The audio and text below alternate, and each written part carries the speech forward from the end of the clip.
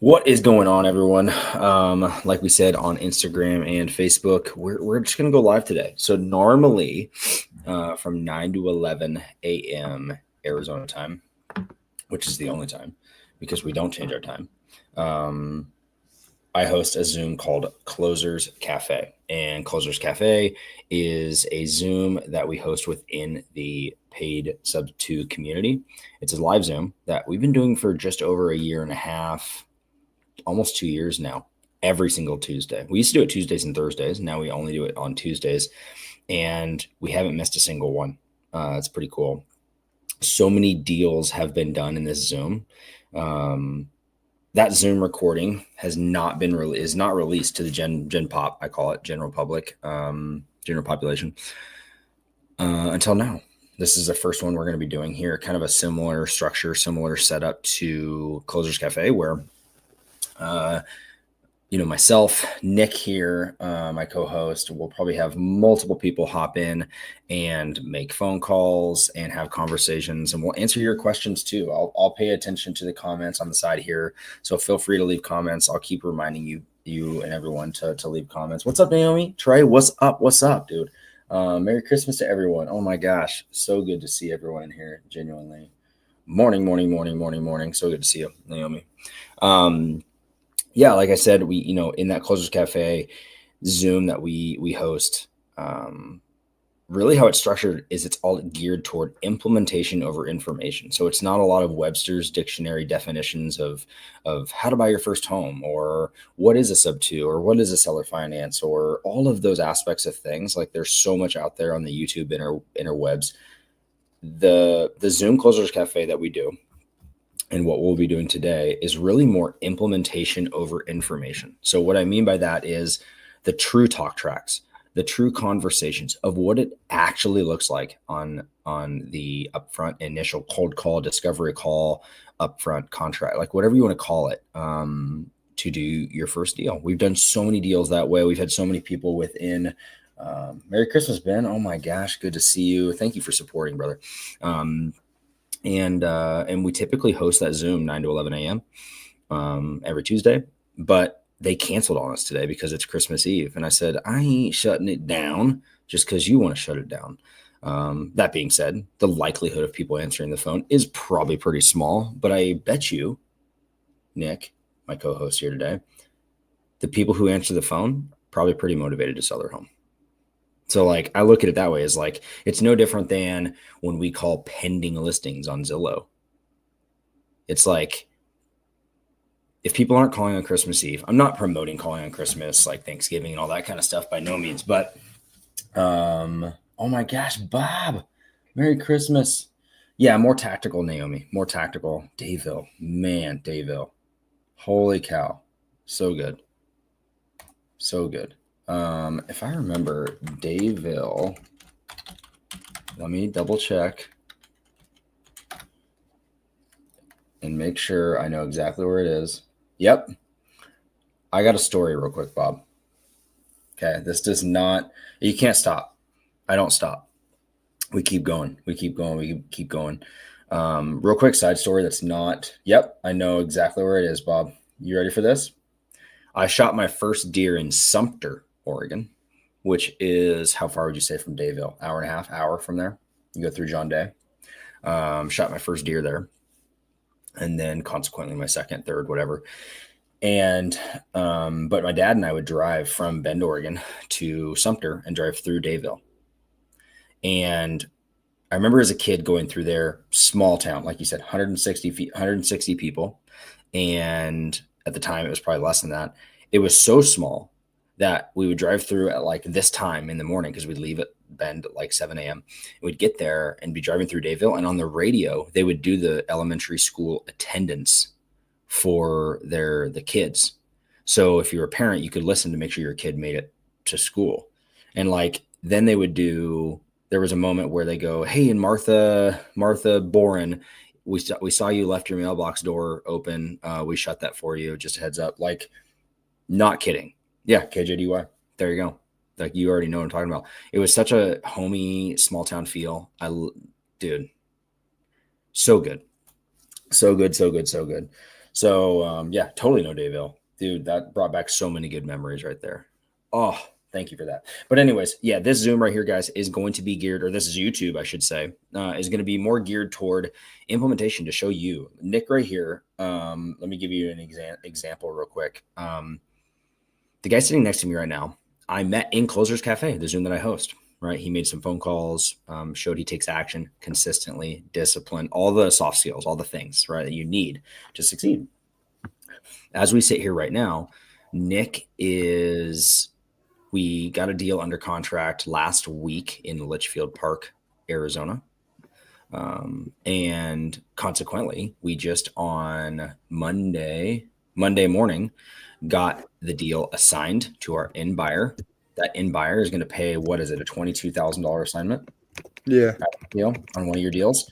Pretty remarkable, pretty amazing. And we can talk through all those things. Any questions you guys have regarding that? It's a sub 2.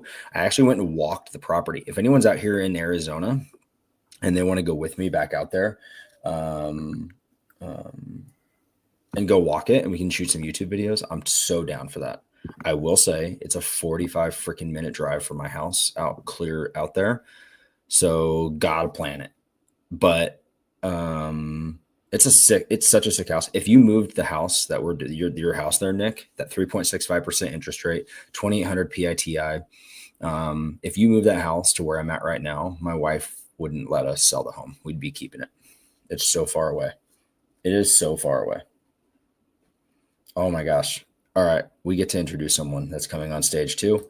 This is my closer. This is our closer on our team, Jesus Jacuma. Look how handsome he looks, dude. Oh my goodness. What's up, guys? You look great, brother. Thank you for joining us. Yeah, man. Thanks for setting this up, guys. Sorry for coming in a little bit late. No, it's all good. It's all good. We kind of were just introducing kind of what we're doing here. Kind of gave them the rundown of Closers Cafe and kind of how we structure it. And that this Zoom and really this YouTube, we want to do a couple of things. One, really, like Naomi said, tactical, more than informational. Now, we will do Q&A. Like, I'm totally down. If people have questions in the side chat, you drop it in there. I'm going to bring it up and I will answer it, or someone on my team will answer it right here. But we'll also be making phone calls to show you the talk track, to go through the 4 pillars on a discovery call in terms of what we do and how we have conversations with agents or sellers and whatnot. We're going to see if some people answer today. Like I was saying, Jesus, and I think you'll probably agree with me, is that, we don't call on Christmas. We don't call on Thanksgiving, but Christmas Eve is kind of one of those little morning moments that you think you can probably call. And if you're answering, you're probably motivated to sell. So we shall see. For sure. We shall see. So again, you guys drop comments or questions in the side chat, and we'll try and answer them the best we can as we go here. But what I'm going to do, and what both Nick and Jesus are going to do, is they're going to start pulling a couple of leads, and I'll show you guys too. I will share my screen. Let me see if I can pull this over here. How do I share screen? Share. Let me know when you guys can see it. Let me know. Yeah, I see it. You guys see it? Cool. Yeah. So this right here is PropStream, guys. This is a software that we use internally for the majority of our deals. And it's a huge resource. I will say it's not amazing, but it's good enough. We do enough through this, is that what you can do is search by county. So right here, Trey, here's up in your neck of the woods, brother, right here, right? We search by county. So Clackamas County, Washington County, heck, we could go out towards Baker County and John Day County and all the places where Bob Boren is. But we have filters right here, all these little buttons. Like these 2 buttons right here are the gold mine right here. Sniper, FHA loans, VA loans, conventional loans. Right now, like, look at the amount of equity. This person only has $8,000 of equity on this home on Indian Summer Street right here. Look at this. Oh, cool. Good for them. They went pending. That's great. Good for them. But look at this, guys. Their list price was $489. They owe $473. You do the math pretty quickly. I don't know if it pops up. 489 times 0.92 That's $450,000 that they would net. They'd be writing a check to sell their house right now. This is a teed up opportunity for just a straight subject to deal. And they're all day. And look at this. This is 19 opportunities right here between these two filters. We have other filters on here for different things, seller finance and whatnot. But here's 19 opportunities in one county in one state. And it always changes. It's never ending flow. You move to like a Harris County, Texas. Look at this. Harris County, Texas, down in Houston, has, I think, 421 opportunities right here between just these two filters. Look at all those opportunities. We could sit here literally all day and make calls on these opportunities right here. These are all on-market properties that are in the county. We don't pick the city because then you don't get the Katy, Texas's or the Cypress, Texas that are just on the suburbs of Houston. So you always want to hit the county, not the city. But yeah, so those are the, this is going to stay live, Ben. This is going to stay live. We're going to keep this on here, for a while. We'll just leave it. It'll be on my YouTube channel. As well as, I don't know if you guys had the option to, both Nick and Jesus, to live stream it to your own personals too. So I don't know if you did that, but whatever. Paying to sell, Bob, that person was. So those are teed up opportunities. I'm just teeing you guys up to show you what's out there. I did a full YouTube video with the owner of PropStream showing my exact filters and everything. You guys can go there and look at that and dive into those things. I even have a discount code that can save you money so you can reduce your costs of like how to get to better data and know what their mortgage is and their interest rates and all that kind of stuff. I have a total discount code. Don't use PropStream without it because you'll save money. Like that's just it, you know? But let's see here. Shout out to Chris. My pipeline is very full. I'm calling pre-foreclosure leads right now. Okay. And there's 99 in my call bucket here. 99 pre-foreclosure leads in your pipeline that we have of people who need Nick to call them to offer solutions. Now, Nick's going to be calling these people, and Nick isn't just going to be, hey, I want to buy your home.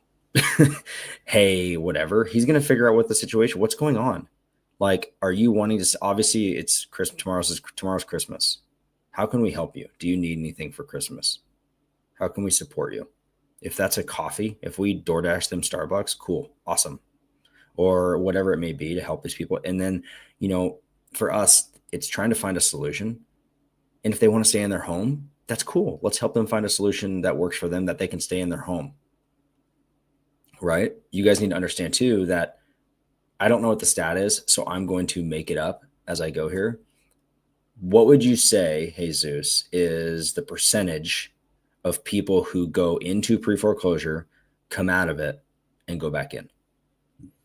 Man, I don't know a percentage, but it's definitely a lot of them. I mean, 50 at least. Yeah. More than 50% for sure. I was going to say 65%, but I didn't want to be dead wrong. So, you know, more than 50% of people who go into pre-foreclosure and get out of it, go back into it.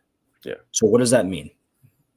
That means that by building a relationship and trying to provide solutions to help them get out of it, and if they go back into it, who do you think is going to be the first person they call and the first person they think of? Nick. One, he's handsome. Two is that he provided solutions, bought them a Starbucks coffee and all the little things to help them and stay in their home and whatever, help them through a loan modification or help them find a grant. There's multiple states that have grants. I think it's called HAF, H-A-F, for the state of Washington, where Jesus lives. You're in California though right now, aren't you? Yeah, right now I'm staying with family down in Southern California, so I'll be back after New Year. Right on, man. For sure. Cool. Yeah. Really cool. Yeah. Right on. Trey asked a question. Have you guys ever tried VAs for agent outreach and have your acquisitions people follow up? You know what? We have not. We have not done the VA route. I've done the VA route individually pre-Pine to Palm Homes, where I hired multiple VAs and worked direct to seller. And but we have not done that on the direct to agent outreach standpoint. But let me, while we're doing this here, let me shift you guys over to my other screen. and I'm gonna start pulling some stuff and give you guys a phone call to show you what a phone call's like, assuming someone answers, right? Like, we don't know, but may as well see. I've probably made like 20 calls as Landon's been telling stories. Yeah. No answers yet, but we're gonna keep going. All right, we'll get one.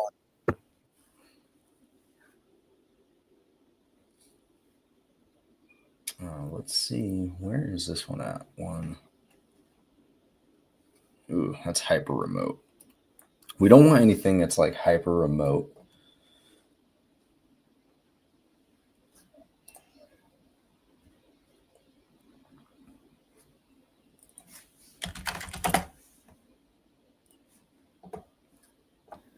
Landon, did you wrap all your gifts yet? Funny enough, I'm not very good at wrapping. So my wife wrapped her own gifts this year, and a lot of her gifts we preemptively purchased. Like, we got her the new iPhone and an iPad and some clothes. Actually, this is what I wrapped for my wife right here. It's actually sitting right here. It's in this envelope. Yeah, right there. Look who it's from. Anonymous lover. Sorry about it. It's a mystery. I got a question here for you, Nick. Okay. Trey out of Portland asks, when Nick says Chris has 90+ pre-foreclosure leads ready, is that off PropStream? That's a good question, Trey. I don't know. Chris is a magician. Where are your? Let me ask you this, Nick. Then, where are these all located? That's also another good question.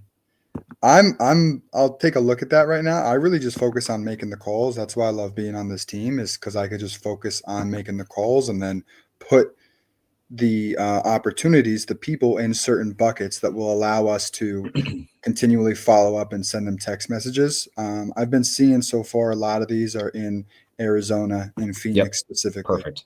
Yep. I was teeing you up. So Trey, here's the answer to your question. I was trying to tee you up, Nick. I built up a relationship by going to real estate meetups here locally in Arizona with her title is marketing coordinator. That's what you title. She works for a title company. And I built a relationship with her and told her what we do, what we focus on, what I'm interested in, and what she does. Let me see. Well, I can't really share it because it'll share like her whole information to YouTube. But every single Monday morning at 7 a.m., I get an email from her. Her name's Nicole from a title company here locally, that she sends me the latest and greatest notice of default list, pre-foreclosure list that's skip traced and everything, expired listings, failed listings, and all the things. Looks like Nick's got a call right now and I may get cut off, but I get direct lists from her. Let's see if he's got one. Versus PropStream. PropStream's slow. It's 3 weeks behind. But the data from a title company is going to be much more current. So I'm sorry, Naomi, this has turned into a more informational Zoom than an implementation Zoom, but work with your local title company reps because they can get you the best data.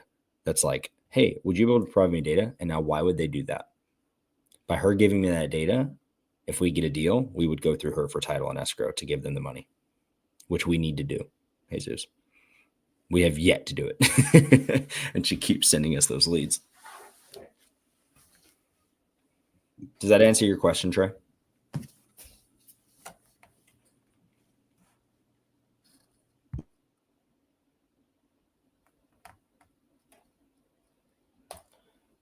I hope it does.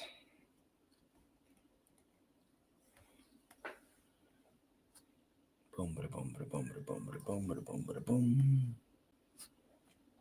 Sick. Right on, Trey. Yeah, dude, I would, there's up in your area, her name is Dottie, Dodie. Look up Dottie Schmaltz. She's an amazing title and escrow rep up in Oregon. And I guarantee you their title company would host meetups, pay for food for the meetups, give you lists, like the full deal right there in your backyard, that you can just work your backyard for the best data.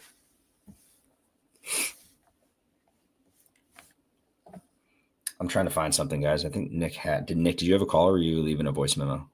Yeah, I did have a call. It was with a lady that is trying to do sub two with another wholesaler. The issue is it's a very specific issue. There's a bank called Fifth Third Bank, and you Yes. cannot do any sort of subject to on Fifth Third Bank mortgages because you have to have a Fifth Third Bank account and go into like you can't do it. You can't log into their stuff and pay it from there. So I am, what we do here is we just want to be a resource to people. So what I did is I said, hey, listen, like you can't sell your house this way. Like I'm not a buyer. We can't. And the other person, I don't want them to be pulling your leg for during the holidays. I might as well tell you, hey, they're not going to be able to purchase it either. So we referred them to an agent over there, and she's still kind of in that denial phase where I guess the other people still think they could do it. But she banged it on me. She hung up on me, but Dude, you make a really good point there, Nick, and this is something to really allude to, you guys. Here's another informational thing. Okay, as we're having these conversations, and a lot of the homes we purchase, we buy sub two or seller finance or cash or whatever it may be, depending on the situation. We find the little puzzle piece, depending on what fits, right? In some cases, we have information through our experience, collectively, collaboratively, that we've learned specific banks do not allow for subject to transactions because of specific reasons. Fifth Third's Bank is one of them right now. Okay. So if we, good morning, Pansy. If we learn that information, not only are we fiduciaries and experts on that, subject to and all the information that we learn because we want to share that, these agents that we speak with majority of the time are being educated by us on this type of transaction and the risks involved and how to structure it properly, legally through the all-inclusive deed of trust and the promissory note and everything associated with it. In addition to that, we always offer ourselves as simply just being a resource too. It's like, hey, listen, if Nick's offer is $5,000 less than what Jesus offers, you should go with Jesus's offer. However, I want to be very clear that if there are reasons why the loan cannot be taken subject to, we want to be upfront and straightforward with the agent of like, hey, you may receive other offers like this. I just want to be a resource to let you know that this is what we do, and you cannot do that with this bank specifically, and here's why. Why do we do that? Because we're building a macro relationship with this agent. We're building a relationship with this agent for future deals. And here we go.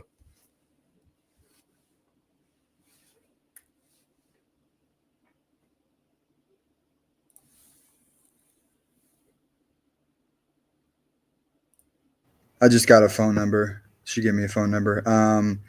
Do we still have that buyer interested at 1.2 million purchase price with 200K max? I don't know. I'm selling him a deal. We close in 3 days for a $600,000 home. So maybe. Okay. Doesn't hurt. Yeah, it doesn't hurt. We can try. But so we always offer ourselves as just being a resource and providing solutions. And if we learn information about certain things, we will disqualify the lead and also share that with them of like, hey, we're not the best fit, nor is this way of purchasing the home the best fit for the seller. And here's why. Right. So when you guys are having these conversations, having a certain level of competence toward an understanding of these things is going to go a long way in building relationships, credibility, and all those aspects of things. Is that I have agents coming back to me of like, hey, I just received this offer for this property. Can you take a look at this and see, will this work? Think about that. Agents are thinking of me, bring it to me. And now I get to disqualify it, scorch it, and make a better offer, or say, yeah, you should totally go with that offer. I wouldn't be able to meet that. So that's a macro thing that I want you guys to be doing too, is building relationships with these agents and being an expert, because the more you know and the way you can protect sellers to ensure that their interests are protected in terms of how they move forward throughout is so huge and so critical. It's going to separate you. So I hope that helps. Trey asks, what's the other term for sub two? Yeah, it's called a mirror wrap. I'll quickly go through that because I don't think we have. So sub 2 is a brand. Okay. Sub 2 stands for subject to the existing mortgage.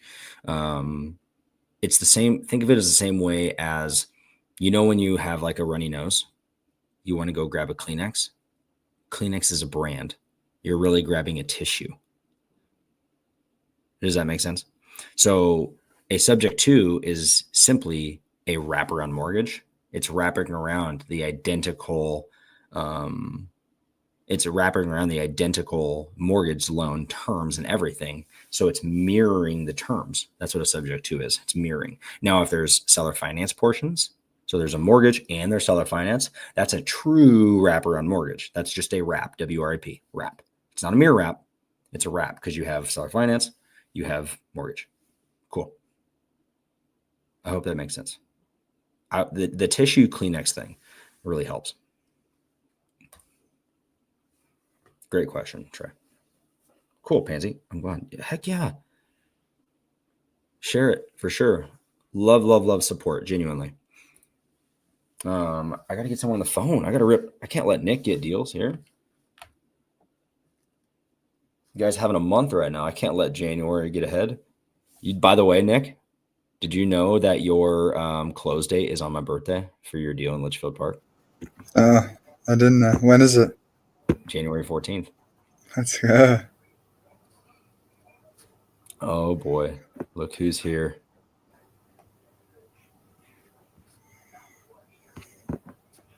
Nope, he ain't ready. He's not ready. He's not ready. On the phone, Chris Geddes. On the road. So let me take you guys through, because I said I was going to open up the hood a little bit about our business while these guys are getting some calls lined up and whatnot, and I will still too. If you guys want me to just do that and shut up and go find a call so I can figure out a call, I totally can. I just love sharing all the information with you guys because I want to see you guys succeed, genuinely. Chris, I'm going to pull you off because you're a knucklehead and you have an Android. The process that we typically run internally is that we work multiple pipelines. What do I mean? We have direct to agent, low equity, sub 2, vanilla. We have direct to agent seller finance, so on market. We have direct to seller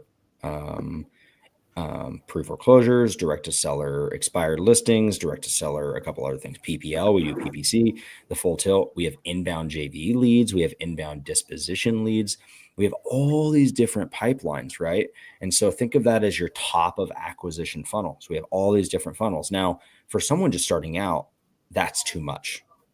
Too many things, too many hands in the pot, too many shiny objects, it's like your energy can only be focused in one aspect. But when you have rock stars like Jesus, rock stars like Nick, rock stars like Nate and Chris and everyone on the team. Oh, there he is. Hey, way to figure it out, Chris. What's up? What did you just say? I said, way to figure it out, my friend. You know what? The StreamYard app did not want me. I could hear everything you guys were saying. It just wouldn't let me talk. So Weird. I don't know what to tell you. Well, I'm here. You're here. Where are we headed? Well, like everyone in the holidays, you got to prioritize your health. So I just finished, and now on my way home to come hang out with you guys. Yes. I love it, dude. Good. We're glad to have Lovely. you. We're trying to get something on here. We were just going through some different informational stuff and talking about the team and our acquisition funnels that we work and whatnot. And so just kind of structuring it and telling people about what we do. Love it. Chris, do you remember what the hedge fund's buying at in Phoenix? It was 7 something? Most hedge fund buyers, the top price point is in the 500s, give or take. Oh, okay. Yeah. That's what from that thing. I have that screenshot. But yeah, mostly, and so spoiler, people know hedge funds are buying. I think their prices are pretty aggressive, but they are buying again. So yeah, generally in most major metros, the most they'll pay is in the 500s, give or take, and they're mostly looking for 3-bed, 2-bath, no HOA, no pool, pretty simple kind of starter homes. Yeah, that's why I thought about it. It's 3-2. It's no pool. It's just he wants 800. Yeah. probably not going to work. I'll double check to make sure, but if I remember, most homes put in 500s. Gotcha. I know I can't see the chat. Maybe Landon can. Is anybody here watching have any questions for us as we get things going? How to start your wholesaling business? Things we've learned in the last year running a wholesale business. You know, we're going to do 6 figures worth of assignments this year in a wholesaling business, and Landon and I started this just one-on-one in last September to where we are now. So we have learned a lot of things by the fact that. Sorry, Landon, feel free to make a call. I'll take over the chat and I'll translate the questions. You can see the chat. Oh yeah, brother. Oh yeah. Pansy says, "I'd love to know your system / people you have in place." Bro, you gotta add it. You gotta add it to the screen, my friend. Like if you're gonna read a question, failed already. Pansy says, "I'd love to know your system / people you have in place for all of those strategies." Oh, got it. Hans, it's a great question. So the first thing is we built up to that. When we first started, we did one thing. We did on-market, direct-to-agent outreach. And that was the number one focus for the first few months. That helped us really refine everything we were doing. And then as we grew and we were making more money and being more successful, then we added additional strategies. So you can maybe do a follow-up. I would recommend anyone, don't do all the strategies. Do one thing, get good at it. And then once you stay good at one thing, you'll find it's pretty easy to do another thing and another thing and another thing. But until you really start to perfect one, don't do anything else. And perfect is a strong word. I mean, we are nowhere near perfection, but we feel confident that, you know, the first strategy we started with was working, and that allowed us to open up into other things. So we use a CRM, we use all these different tools, and I don't know where you are, but if you're a newbie, all you need is your cell phone, Zillow, and a spreadsheet. That's all you need to have a successful business to start out. That was all the tools you need to get your first deal. Great question. Another one, are you buying and holding it all? The short answer is yes. For like a lot of people in real estate, we are generating active income with our wholesale business and other things we do. And as a result of that active income, we have taxes we have to pay. And a lot of people get into real estate to have some of those tax benefits. So Landon and I own a property that we bought together in April. That's a sober living home in Vancouver, Washington. I have my own portfolio of rentals. Landon has his own portfolio of rentals, and we kind of pick and choose what we would like. But yes, we do definitely buy and hold our own properties.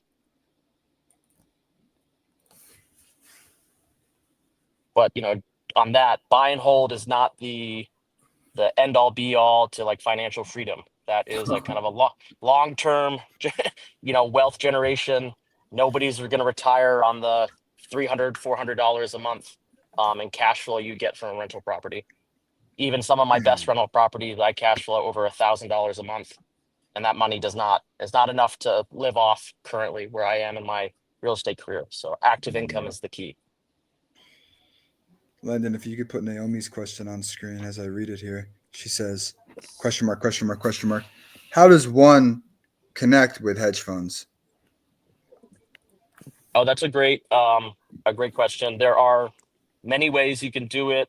We often connect with people who have good relationships with the hedge funds. Like, in all honesty, we don't have direct connections to them currently, but that's part of this business and building relationships. You meet with people and you JV with them to get that access. And so that's the way we've gotten involved with some of these people.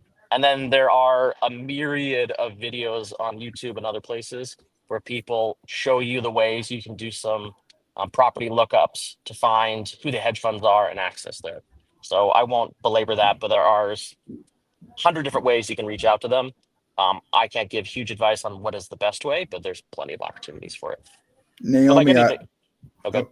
I also know that if you're in the sub-2 group, and I'm sure even in the creative real estate group, there's some people that specifically work with hedge fund buyers, and they're open to JV with you with that buyers list as well. So I'm sure you can search hedge funds in a specific group and find people that have those relationships. Let's know what was going on. Nice. Yeah, we just trying to move. But what's y'all got an offer?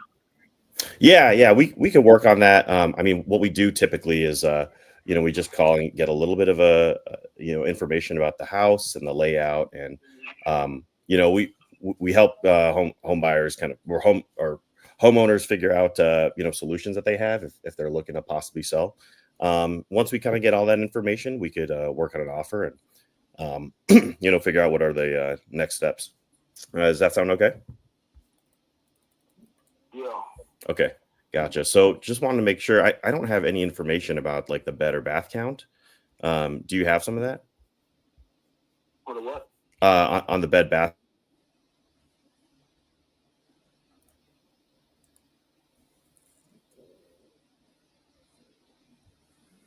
Unmute, bro. Yeah, the square footage. 16, I think it's 1680 something. 1680 something. Okay, gotcha. And the house, do you currently live there, or is that a rental, or what's going on? Yeah, I currently live here. Oh, okay, cool. If we were to buy the house, did you have a place where you were kind of headed to next? Yeah, we got a place to go to. Okay, yeah. Where are you headed? To my mom's house. To where? To my mom's house. Oh, okay, yeah. Where's that? Orlando. Okay, gotcha. What has you moving over to your mom's house that versus just kind of staying where you're at? We just want to move there. Looking to move there? Okay, yeah. Yeah. I wasn't sure. Just trying to make sure that we can, help the people that we're working with, and it noted that just on the site that you had filled out that you were looking to sell for like financial reasons, and was just kind of curious if what the whole situation was.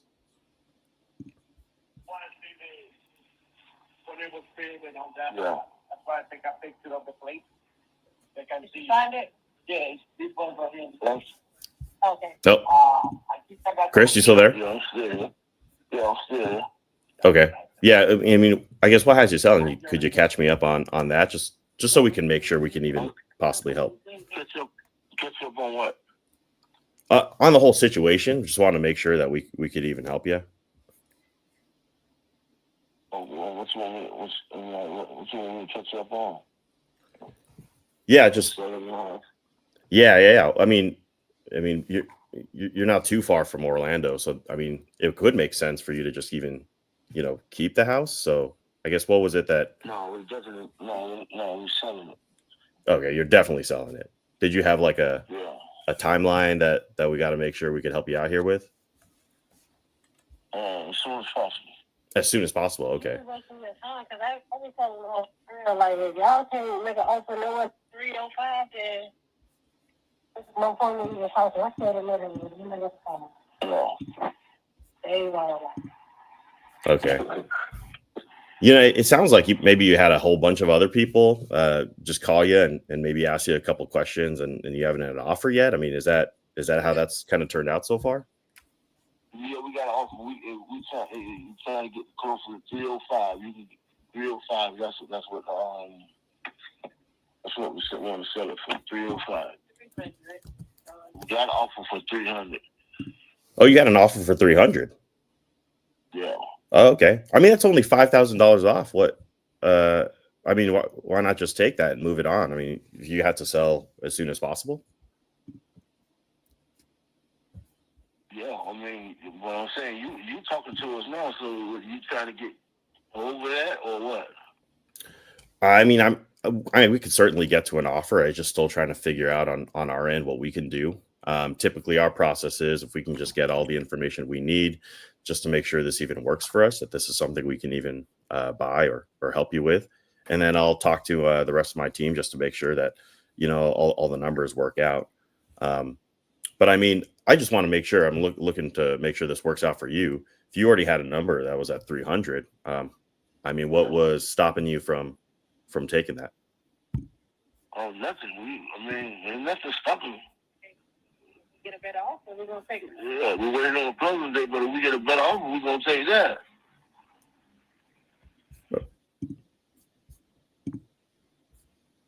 Right. Okay. Yeah. I mean, just trying to make sure. I mean, was there a specific number like with 305 that you're looking for? I mean, was there a reason that you needed 305 or? Supposed to sound better than 300. Man, I wish I could give you like $1 million for the house, but the numbers just got to work out. So, I'm just saying, just looking out for your best interest. I mean, if you have to sell right away and someone had already offered you 300, I don't even know if we can go up that far. I mean, I'm looking at how much it is assessed for, and I'm still trying to pull that up. But I mean, if we couldn't get there, I mean, could you just take that offer and just kind of move it along, try to get this done before the year ends? Yeah.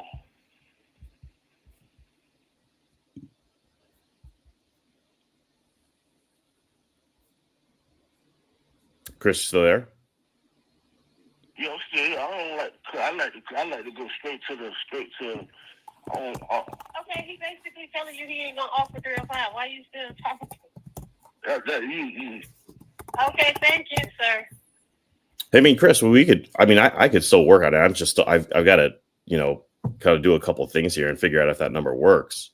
But I was just trying to make sure. I mean, if this is something we could help you with. I mean, I've got it pulled up on Zillow. It doesn't have a ton of information. Yeah, I mean, what is you trying to pull up there?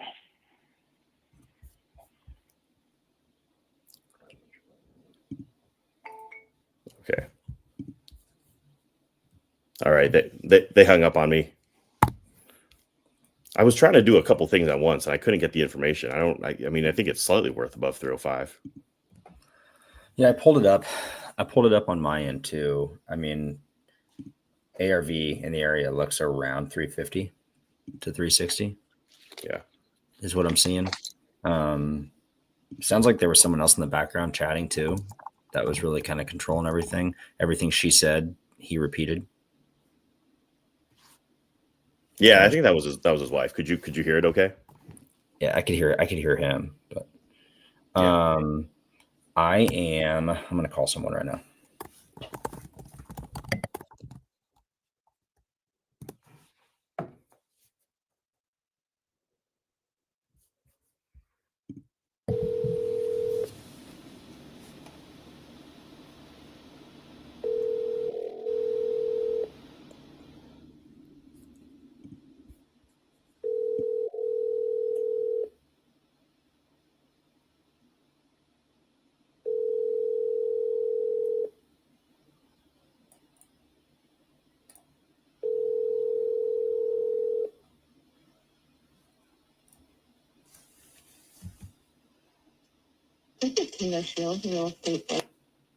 Oh.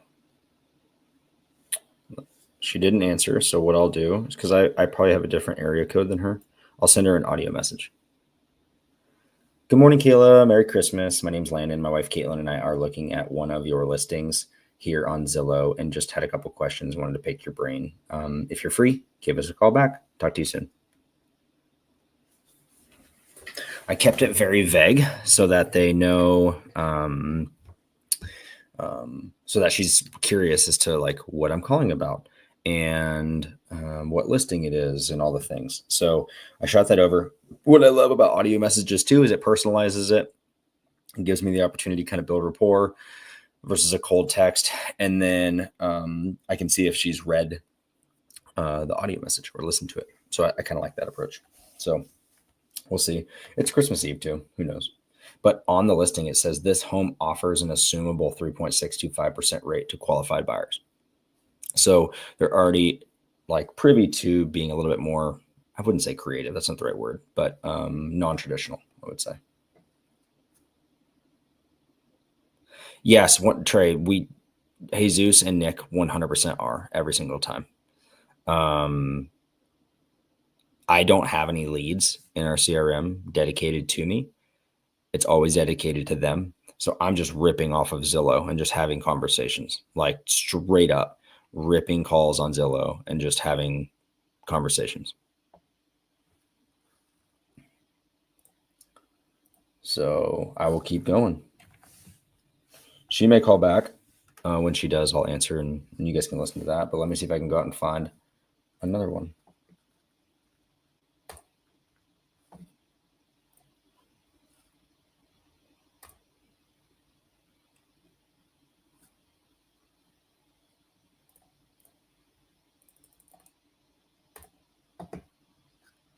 There she is.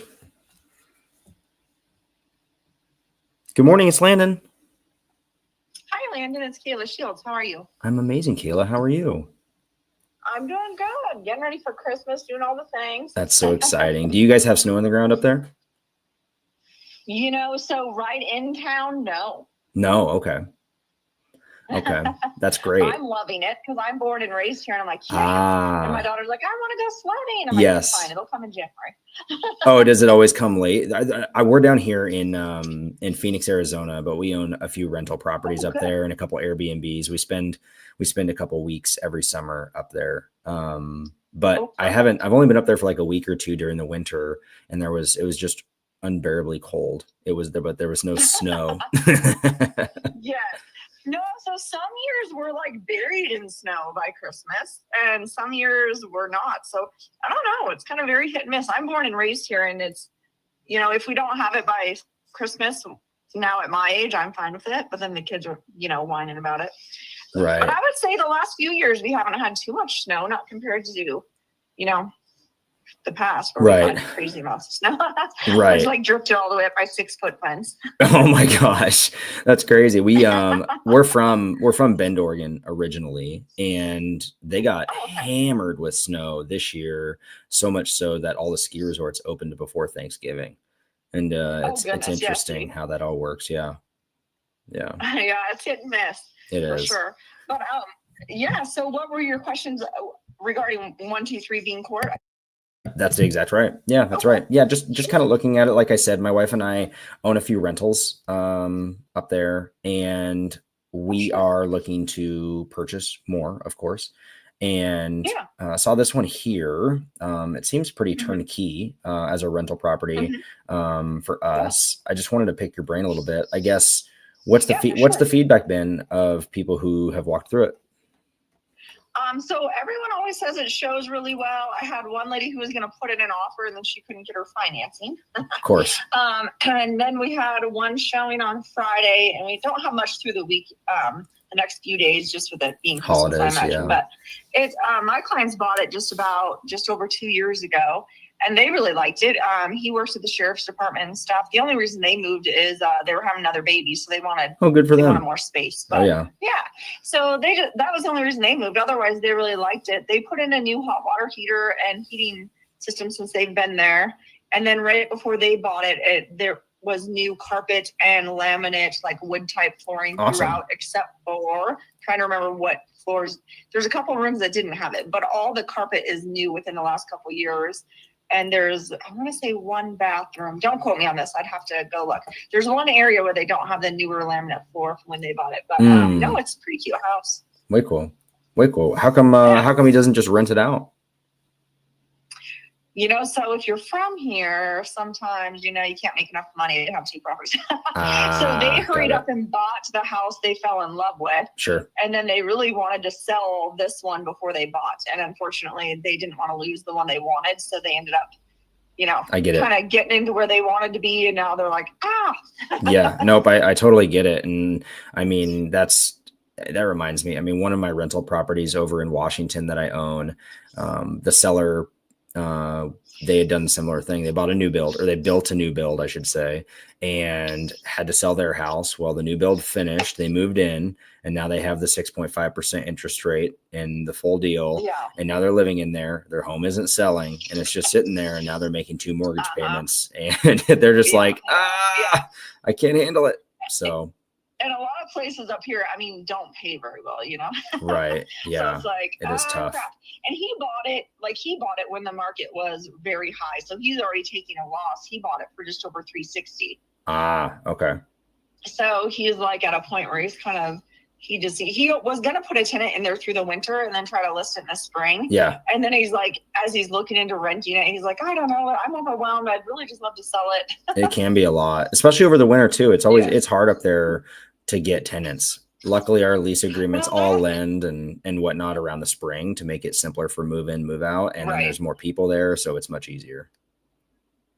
Well, and like, you know, because you do it, I mean, they're up here, it's high demand for tenants for sure. Totally. Because there's not a lot of rental. So it really is. I mean, you could rent it for a couple $1,000 a month easy, but I think he's like, you know what you're doing, whereas he's never done property management. Totally. So he's like, I have no clue. He's like, and there's so many liabilities. I'm just scared. I'm like, yeah, I get it. Totally get it. Yeah. I mean, not all homeowners are, you know, landlords and want to play that game. And listen, like there's, and you probably get this too. There's days that I don't want to be a landlord either. Like it is, sometimes there's headaches and you have the people staying in your Airbnbs or the tenants. And like we had rented out our home when we left Phoenix here for a bit, and we came back and I realized that we had a $3,000 water bill. And no idea where the water went, where it came from or anything. And it was kind of interesting. Yeah. So like that whole never did figure it out. And the city of Phoenix is not helpful at all. And yeah, super interesting. So it's just one of those things is like, am I doing this? Should I be doing this? But it's just part of the game, you know, part of the game. I was going to say, I'd say if you're in it, you know what you're doing though. There's a lot of, potential to make good money. I mean, I never thought I would make the money I did in real estate until I started. And I'm like, holy cow. Yeah. If you can hustle, you can do it for sure. That's the truth. That's the truth. If you stick with it, don't give up and push through all the BS it does happen. It's part of it. It's part of the game. It's part of everything. But there's the good days. There's the bad days, you know, like for instance, like one of our Airbnbs over there off Fifth Ave. I mean, we have one booking in January. We had 2 bookings in December. And so, you know, the winters up there are difficult in the short-term rental world, but the summer we're already getting we already have bookings in August of next year so the summers do very well, but it's just, you know, you just got to play the game. I have some clients that do the VRBO short-term, and then in the winter they do, even my one client, they bought a ranch with 5 cabins. Wow. And they're dry cabins, and there's like a common building with water and stuff, but the cabins themselves have no running water, and they rent those during the winter, just through the winter season, for like $1,200 a month. Exactly. That's we tried to do that. I'm like, that's crazy. We tried to. I listed it on Zillow as just like a long-term furnished rental. I listed it on Furnish Finder and stuff, but every time we vetted a tenant, I wasn't warm and fuzzy on them. Yeah, and it's just that's true. It does. So it gets a little sketch. So with being here, I guess, I mean, the answer is pretty obvious, but timeline wise, ASAP, because they're up against another payment here in 6 days, 8 days. Okay. And then is the home vacant in terms of everything? It is vacant now. Okay. Yeah. So they closed in their house in the summer, and then they listed it before they closed, and then we kept getting all these showings, getting disposable offers, and then everyone would be like kind of waiting for rates to go down a little bit, you know? Yeah. And even when he bought this, he's at under a 4%. Yep. And now his new mortgage, like you said, is 6.5%, you know? Yep. So it's like, oh crap. And it's, you know, over twice the purchase price. So exactly. Start to stress. Yeah. What's but tough. It's a really cute house. My honest opinion, walking through it would be great for short-term rental too, because the floor plan for it is so the main living area is downstairs, but each bedroom has its own bathroom, but then there's also a bathroom on the main floor. So you could, if you did like a hide-a-bed down in the kitchen or the living room area, there's plenty of space to have like that pull out for an additional bed. Yeah. And then that area is right off the main patio, which walks out. So you could have tenant or, you know, the same VRBO, but I would say even if you had 2 families with a few kids, you could do a bunk room and then like another bed in the 1 bedroom. Okay. And then do the primary bedroom, and they both have their own bath. And then you could still do like a pull out bed situation in the living room. And there's the half bath downstairs with the laundry. Okay. Yeah. I mean, and also too, the proximity of this being so close to Logan Health too, from a travel nursing standpoint, It's right by everything. we could put a couple girls in there and exactly. Yeah. Yes, exactly right. And it's right by everything. So it's real close to, like you said, Logan Health, but then you're also 5 minutes from like all the shopping and coffee and anything you could need. Right. So, I mean, it's really cute. I would say walking through, especially as a prop, there's nothing that I feel like needs to be done. Okay. That's good to know. And then I did see it's in an HOA, $120 a month. So in that HOA, from a short-term rental restriction standpoint, do you know much about their CCR restrictions for rentals? Let me send you CCRs if you don't mind. Like when we get off the phone, of course. Or on the phone, text me your email address. Yeah, of course. And I'll send you all the CCR information. And then once you have that, you can dig through there through it further. But it's kind of nice too, because they do, like, for your point of view where you're going to do rental, they do the lawn maintenance and snow removal kind of stuff. So you're not That's huge. stressed out about, because you guys are hire this out, you know. Oh my gosh, you guys are so expensive up there compared to down here for lawn maintenance and joking. other stuff. Yes. It is absurd. My guy, I'll be honest, my guy sucks in Kalispell, but he's the only shop in town because everyone else is $600-700, and I'm like, I'm not going to pay that, so I just deal with it, you know. That's why when people complain about the HOA, I was like, yeah. And if it was a ranch style, I think it would have probably sold faster to like older people. Sure. Because they can't do the maintenance. So you're going to be well within, you know, you'd pay way more than that for maintenance if you weren't, you know. But no, I would say it's very cute. And it's not like a scummy part of town. It's in a nice it is a great time. Cul-de-sac, so yeah, super clean and everything. Okay. And I did see in your listing description here, it says your home does this does have a 3625 rate. That's great because we a lot of my portfolio. So he's only offering that to qualified VA buyers. Okay. Because he was a VA buyer. Sure. So if it's not a VA buyer, then he has to assume the loan. You know what I mean? So he doesn't want to have to do that part. What part? The assumption process? Yes, unless they're a VA buyer, because otherwise that still holds on to him. Oh, you're talking about his entitlements. Yes, yeah. Okay, so yeah, I mean, the home over off 5th Ave West that I own, and I can send that over to you after this phone call, that we do as a Airbnb. I bought that August of last year from some sellers that they had a 2.49% VA loan that I purchased from them. And what we did is we did what's called an informal assumption. So we didn't go through the true formal assumption process. So it does lock up. It did lock up a portion of his entitlements, but from a standpoint of him qualifying for another VA loan, I mean, one, they already bought their other home, but two, from the standpoint of his entitlements, like he still has over $600,000 of eligibility to go out and buy another loan with his VA. Yeah. And so that's how we purchased that home there off 5th Ave. And I came in. For sure. I paid the listing agent, I don't know if you know who Chelsea O'Shea is, but she was the listing agent for that. I paid her commissions. I paid all the closing costs. And then I cashed out their equity on there. And then I just leveraged that amazing interest rate. Because right now, as you know, for me as an investor, I'm getting quoted 6.95, 7.15 interest rates to where I can't even make this cash flow. Whereas his 3.65 allows me to cash flow. He's not opposed to it. The one person was going to do a condition on her offer was going to be that she wanted the assumable rate.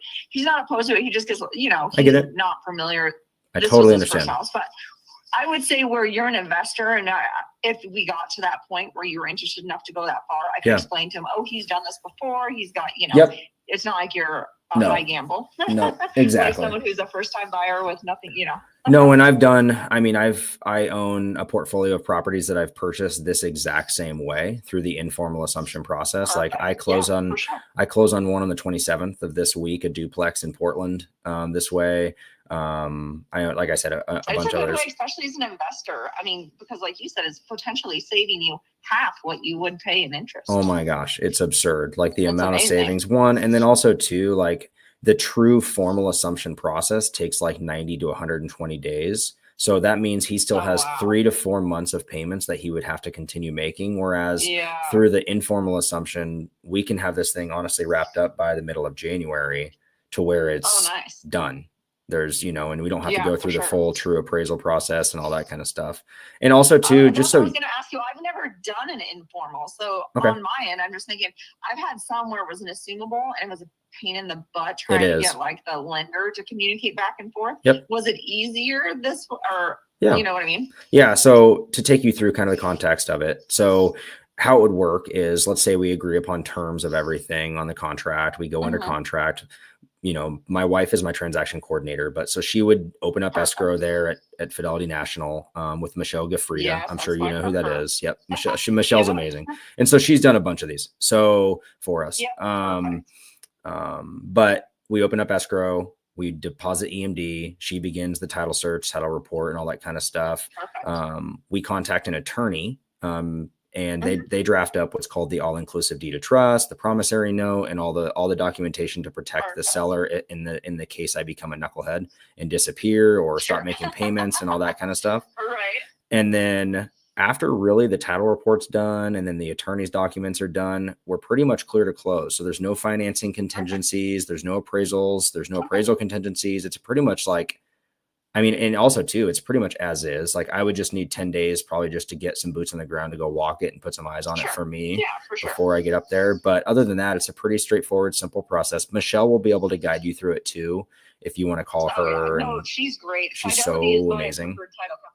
Yeah. We host, when I'm up there during the summer, I actually host a real estate meetup there every week at her office. She's so comforting and welcoming and amazing. So yeah, they're great there. But yeah, so from that standpoint, pretty straightforward and simple. And then and so it just, I guess, really a couple of questions that maybe you don't know the answer to right away, but it's totally fine. Sure. Do you happen to know what his payment is every month right now? He did tell me this, and let me verify it, but he did tell me his payment not long ago. Like I said, the other lady was going to do an offer and wanted to do the assumable rate. So I'll confirm with him his payment amount. Okay. Yeah. Cause I'm seeing, it shows that it's around 1,800 a month on my end, but it's always plus or minus because property insurance and taxes and whatnot. So just to get a better idea, so I can look at long-term rental rates or travel nursing rates and stuff and kind of make sure that, because what I don't want to do is get a mile down the road with him, get him all warm and fuzzy and excited to get rid of this payment. And then I can't move forward. I don't operate that way. Exactly. No, I appreciate that. Yeah. Yeah. So from that standpoint, yeah, pretty straightforward. And like I said, I'll send you over my contact information and we can just at least start the conversation. And then also too, like as we get further along, two things. One, I want to build a relationship with you, especially once I come to town to kind of learn what other things you have going on. And then for your seller standpoint, because this was his first home and his first time going through this, I always offer up to being a resource for him of like hopping on a three-way call or a Zoom call to like see that I'm not just a random person and he can just ask all the questions. So, So, but yeah. Okay, cool. Sounds good. Well, yeah, I'll send you over my contact card and let's, start the conversation. I know Christmas is basically here, so I know nothing's going to get done, but I would love to try and put together something to get you an offer maybe today or something and see if we could get him excited for the Christmas tree. I work holidays. No, I know you answered your phone.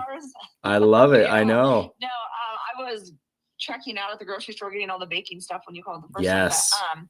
No, I'll send you the CCRs and stuff as soon as I get your email address and you can review everything. And then if everything sounds like it's going to work for you, we can decide what you want to do next. Sounds great, Kayla. Thank you so much for your time. Merry Christmas. You bet. Bye-bye. You too. Thank you. Bye. Bye. Alrighty. Awesome call, Landon. Nice work. We're just building relationships, dude. That's all we're doing. Simple and easy. So that is a townhome up in Kalispell, Montana. Nice. So working, looks like Jesus may have a call. I'm not sure. But I mean, he's got a 3625 rate. I mean, what in the chat, you guys, there's 14 people watching right now. Put in the comments, what were your guys' takeaways?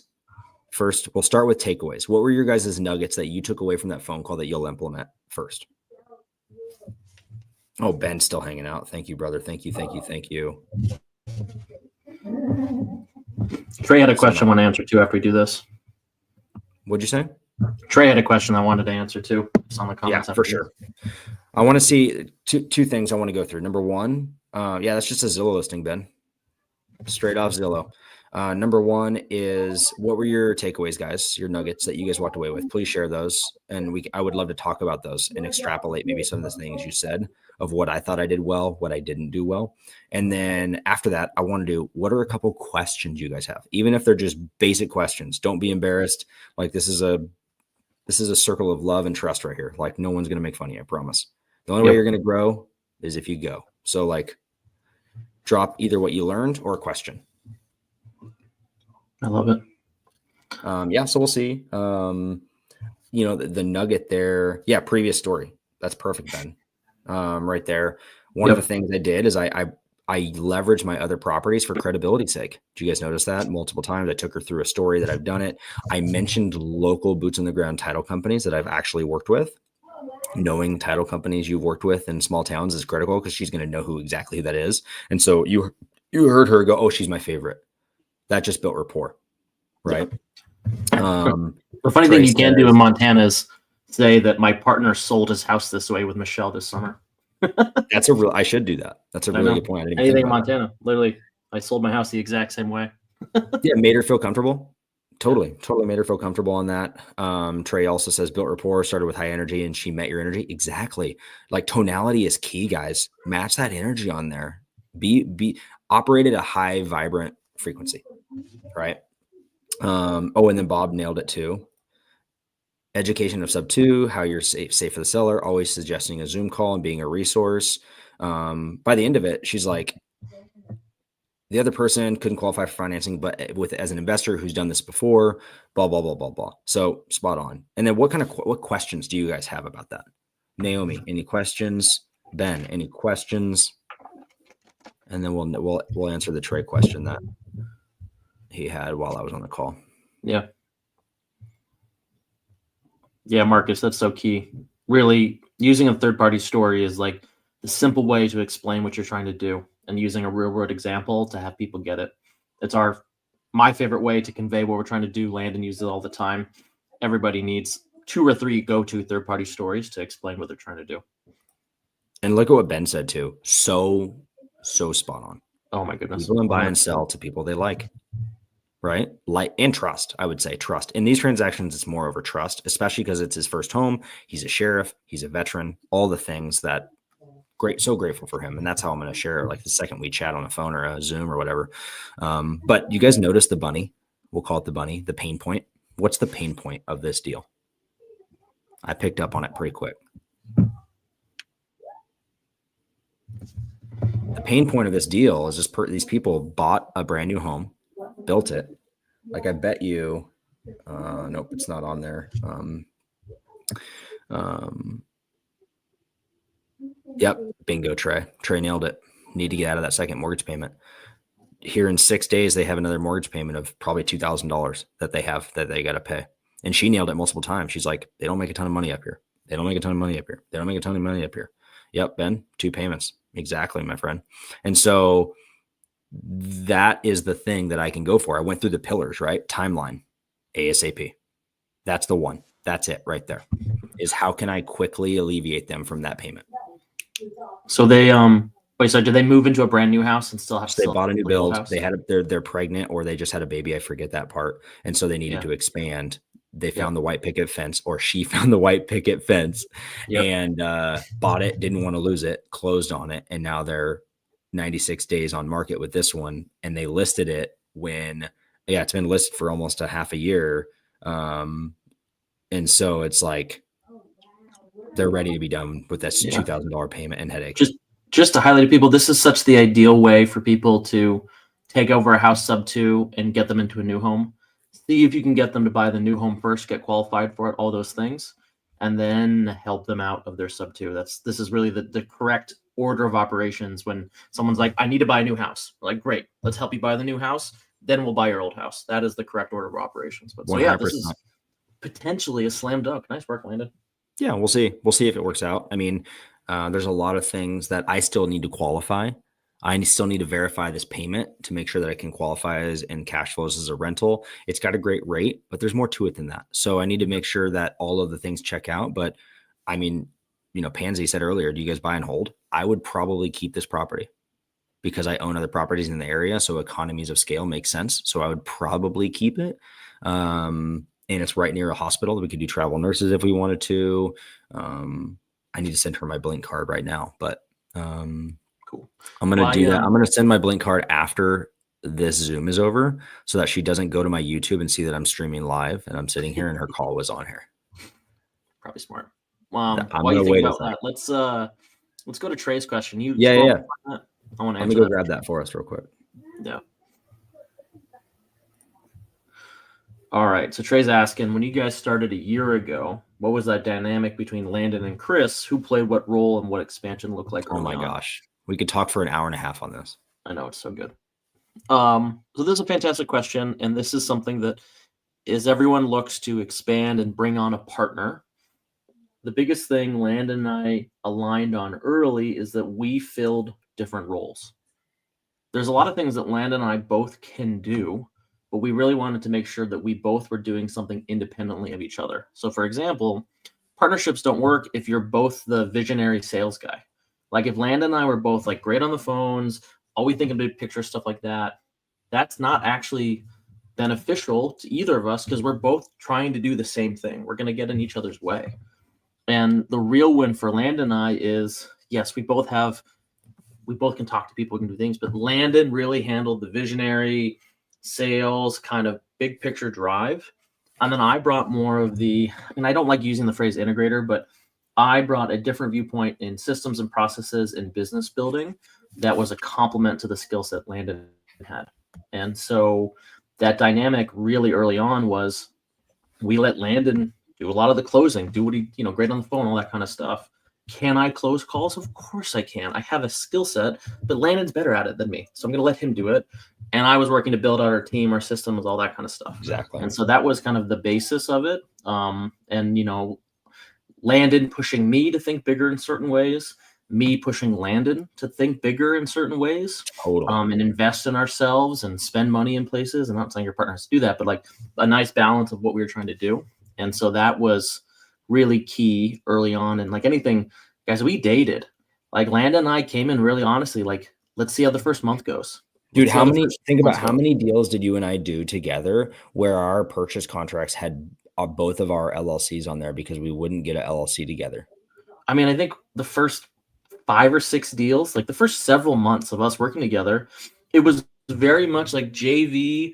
Like, not that Landon and I didn't want it to work, but you also have to make sure that your personalities work. We get to know each other. I mean, we are at a point now where like our families are intertwined. I know all of Landon's wife and all of his kids, and we hang out. He knows my wife. Like, that doesn't happen overnight, and you have to ease into all these kind of things. And so I really recommend that people is date, get to know each other, communicate. Landon and I communicate all the time. The first month, we're like at the end of every week, what went well? Am I doing well? Can I be better? Like all those kind of things to make sure we're on the same page. And that was that foundation. And it takes time to build that out.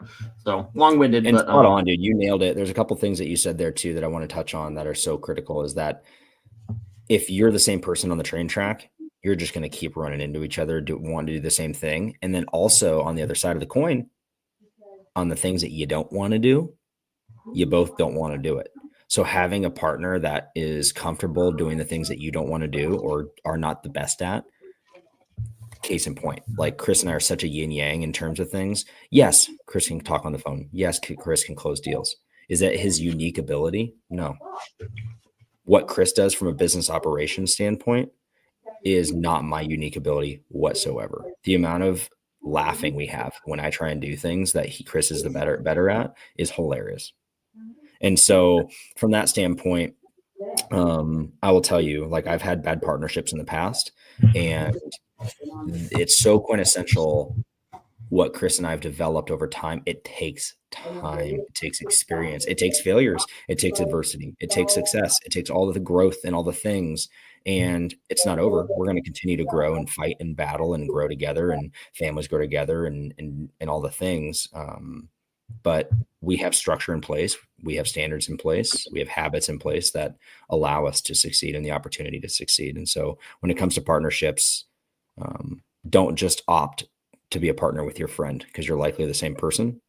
and you need to have yin yang to help grow and build the business. There's things that Chris's mind is capable of that my mind stops at, that I need someone to push my boundaries.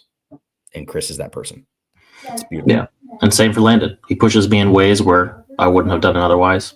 And frankly, like, I drive Landon nuts sometimes. He drives me nuts sometimes. And like, that is part of it. Like, I've caught myself like, oh my gosh, I'm so frustrated he does that. And then I remember, wait, this is why we're working together. This is the growth I need. And it's not a frustrating thing. I mean, in the moment it feels frustrating, but in reality it's like, oh no, this is every relationship needs a little bit of friction, a little bit of something, because that means you're actually growing and getting better. And that's what you guys have to find, I think. Totally.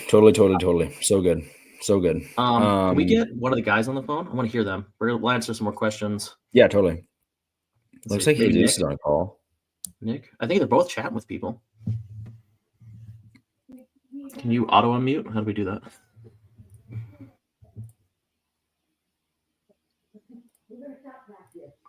I can't unmute him. Maybe in the chat.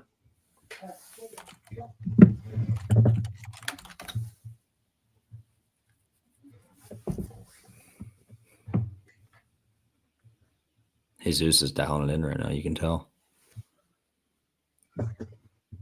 Somebody unmute. That's so good. Nick.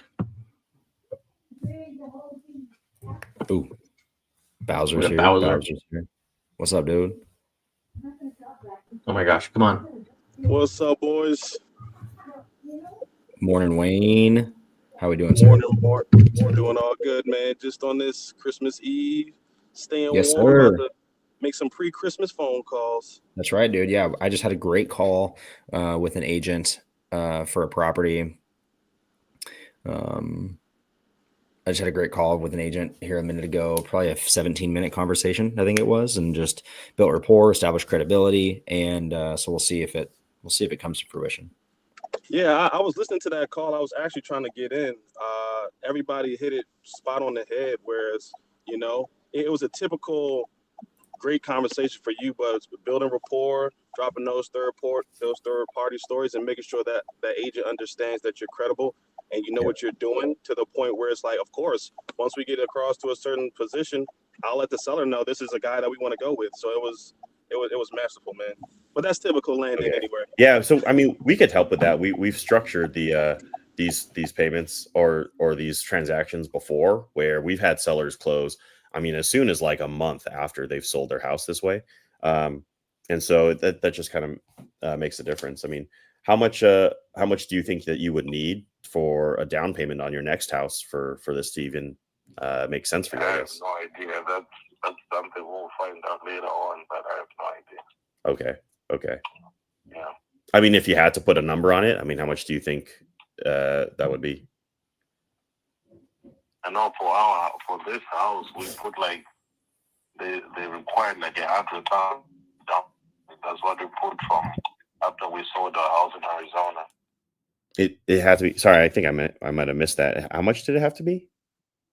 $100,000. Oh, $100,000. That's what we put for this house. Yeah. Okay. It had to be 100,000 or. Yeah, it was like 10%. I think. Oh. So yeah, it was like a percentage. Gotcha. Okay. Yeah. Yeah, we could see what we could do with that. I mean, I don't know if we could go that high. I know the houses in Phoenix maybe are a little bit cheaper as well. I mean, if we were able to kind of get you only a portion of that, I mean, would this? I mean, do you think that would work for you? Or? I have to talk to the wife, so I have no idea at the moment. Gotcha. Okay. I have no idea, but yeah. Gotcha. We can set up a time and talk over it when they come back from Christmas. Yeah. Oh, okay. Gotcha. Where's the wife right now? They went back home to South Africa for Christmas. Oh, gotcha. Yeah. I think that might make more sense. We could talk at the beginning of 2025. Just so we're not chasing each other around. When do you think it would make sense for us to connect? Yeah, so But I know probably she'll just want to settle with an upfront cash payment and no payments over 10. I don't think she'd want the 10-year plan, but I don't know. She might change her mind. I have no idea. Gotcha. And I guess what do you, when you said that she would she might not be open to that, I mean, what were you kind of thinking there? Well, she's one who just wants to get things over with and not worry about, oh my God, what, 10 years? Nah, she just wants to get all things over with. Get things over with it? Okay. So, yeah, if we're letting go of the house, she just wants to get rid of it and not do the payment thing. But I guess depending on the offer, she might change her mind. Yeah, and it might make more sense for you guys to just list it on the market and kind of wait for the buyer to come out and maybe get you that. So, I mean, would it work? Just looking at my schedule here, I mean, like January 4th, would that make more sense? After the holidays for us to chat. Yeah. Okay. Okay. So January 4th, I mean, I could set up a time. I'll shoot you a text after this, for us to do that. Okay. So. All right. And it's just so I know, so I can kind of be a little bit more prepared. I could try to draw something up to see what makes sense. But I mean, if we were to, work on like the price and the terms and all that aligned, I mean, what would be would you have any other concerns after that? Nah. Okay. So you would just need an offer of, well, what can we do as a down payment and the terms and everything like that? Exactly, yeah. Gotcha. You have no other concerns about the moving or the process or how that works? Nope. Gotcha. Okay. All right. Well, I'll give this a harder look and see what we can do as compared to the rental rates to see if this makes sense for us and for you. And then January 4th, we'll set up a time we'll go talk then. How's that sound? All right. Okay. Okay. Great. All right. Have a good one. All right. Thanks, Shingy. All right. Bye. Great job. Way to set up that next appointment. Sorry, I missed you there. What'd you say? I said, way to set up that next appointment. That's great. Yeah. I also use it as a disarming technique when I want to. Totally. I still want to ask more questions, but I'll just say like, "Hey, I'm not here to close you right now," and that way they kind of lets their guard down. So yeah, it totally does. It just like because you could sense like he's just not. He doesn't want to talk right now. It's like, hey, let's. And it also sounds like I think you caught on too. He's not the decision maker. So we need to get her on the phone and have a conversation. For sure. So that was great. Way to deflect that to a tomorrow conversation. So,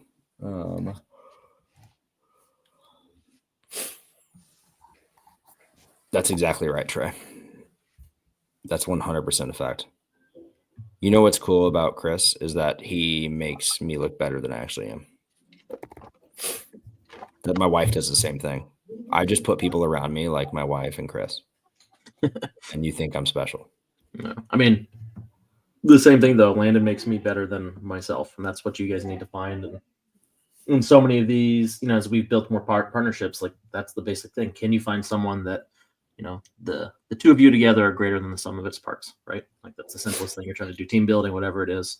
And we say that with everyone on this call: Nick, Jesus, Wayne, everyone on our team, Nate, Beck, Michael.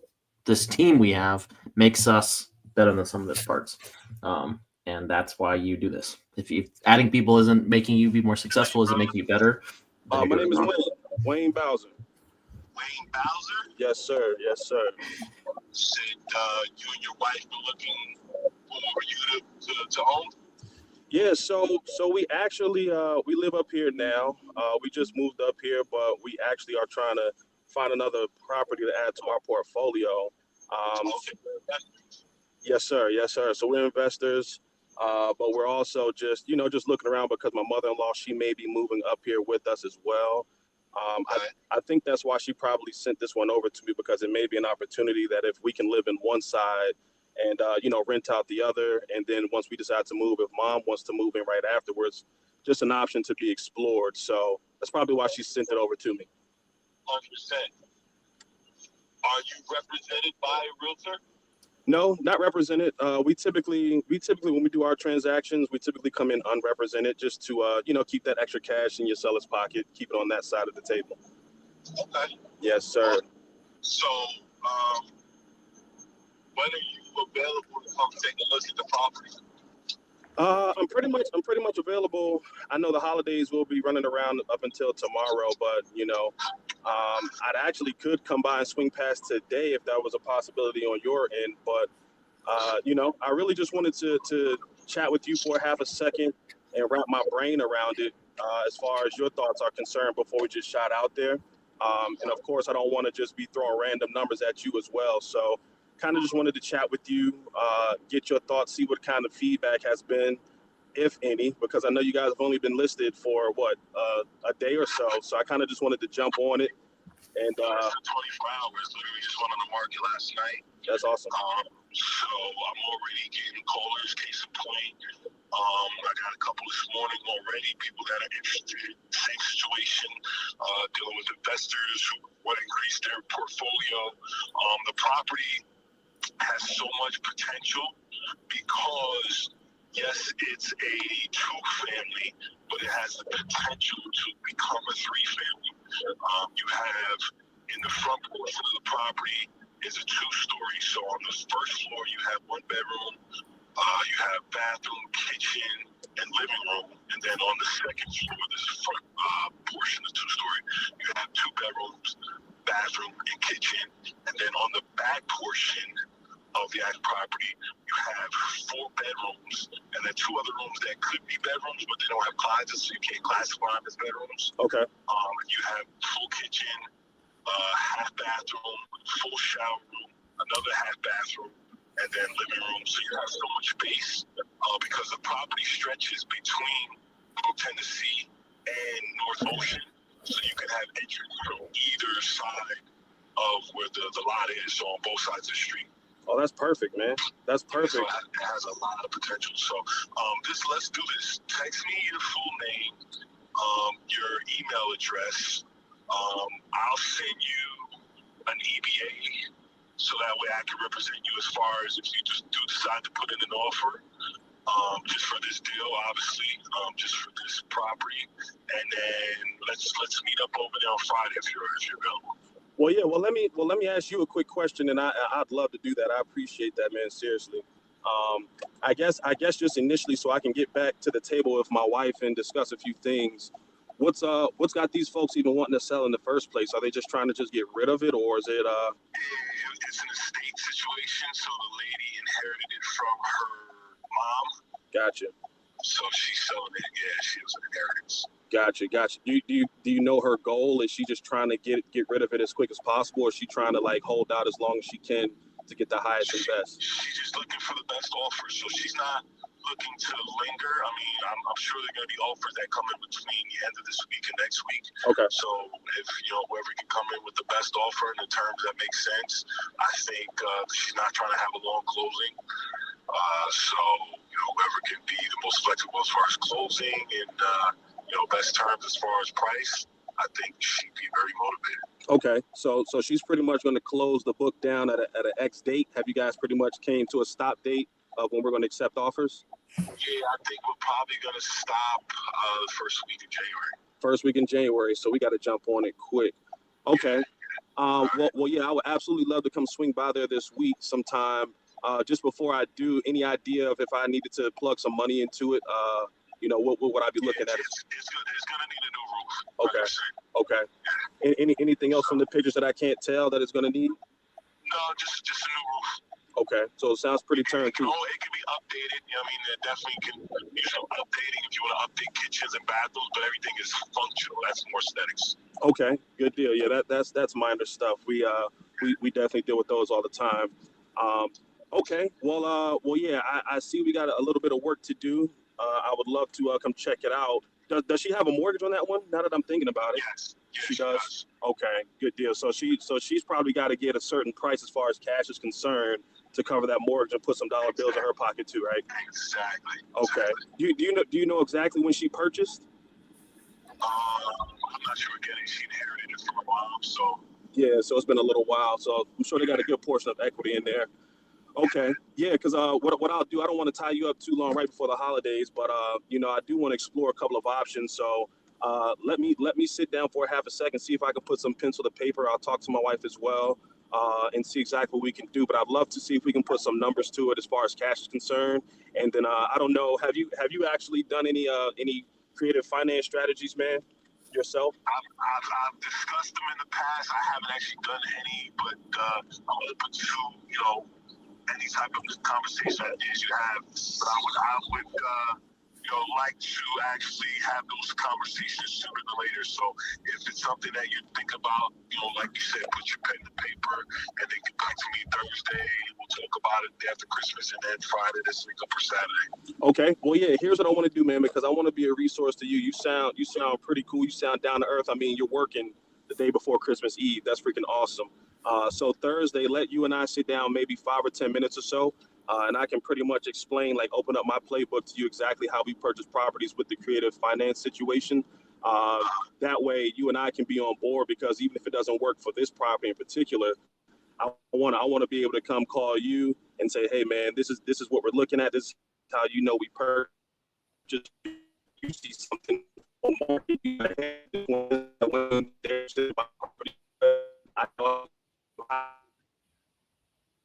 sit down for about 10 minutes or so. I'll explain an open playbook for you, man, full transparency, and I'll put you on. Oh, we lost him. No. It was good, man. He did great. He kept, like Ben said, man, he kept him on the phone. And again, guys, macro, you're building a relationship. You're not just calling about one dealism, and you're trying to establish rapport and build credibility and separate yourself from everyone else. And that takes effort. Yeah, and he told me he switched his routine. He used to call and like get right into sub 2, but now ever since he's reframed it and then he did it at the end and kind of put it in, he's able to build more rapport with the agent and keep the conversation going for longer. Yeah, it works, man. Definitely works.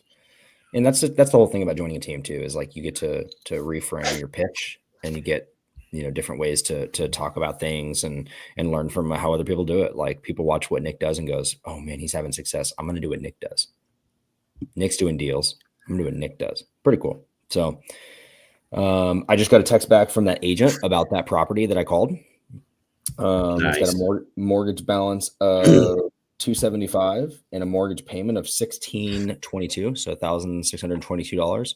I looked up in comp rental rates. We're looking at rental rates of around $2,100 to $2,200 a month. So there's a little bit of meat there. There's enough room there that I could have a private money partner or a private money lender come in, fund the deal. We get a tenant in there at a 3.65 rate, and now we have a rental property. You would buy that one, correct? That's the one you were saying you would buy? I probably would, because I own rentals there. So it makes it, like if that was in Lexington, Kentucky or something, no, it wouldn't make sense.